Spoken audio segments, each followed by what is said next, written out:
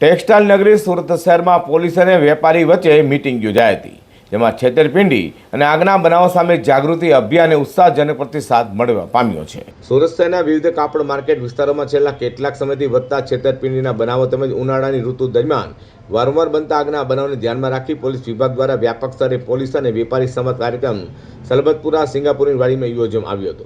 આ કાર્યક્રમનો મુખ્ય હેતુ વેપારીઓને સુરક્ષા અંગે જાગૃત બનાવવો, ગુનાખોરી સામે સાવચેત રાખવો અને આપત્તિજનક પરિસ્થિતિમાં યોગ્ય પ્રતિસાદ માટે તૈયાર કરવો હતો।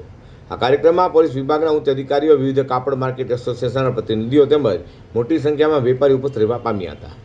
आज के पुलिस और व्यापारियों के इस संवाद में मैं कैलाश हाकिम, प्रेसिडेंट कोस्टा, पुलिस के द्वारा आयोजित इस कार्यक्रम में मैं खासतौर पर हमारे गुजरात के उप मुख्यमंत्री हर्ष संघवी जी, उन्होंने अपनी पुलिस को एक प्रेरणा दी कि आप व्यापारियों के बीच में जाके उनकी प्रॉब्लम सुने।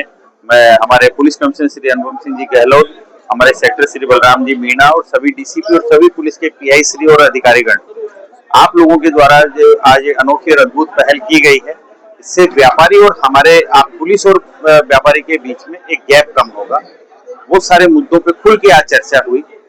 ये खुला मैसेज उन चीटरों को जाएगा कि अब सूरत में किसी भी व्यापारी का पैसा दबाना या खाना बिल्कुल आसान नहीं रहेगा। आसान ही नहीं बल्कि नामुमकिन होगा। કાર્યક્રમની શરૂઆતમાં પોલીસ અધિકારીઓ વર્તમાન સમયમાં વધતા ગુનાઓ અંગે વિગતવાર માહિતી આપી હતી અને ખાસ કરીને વેપારીઓને નિશાન બનાવતી છેતરપિંડીની નવી પદ્ધતિઓ વિશે અવગણ કર્યા હતા।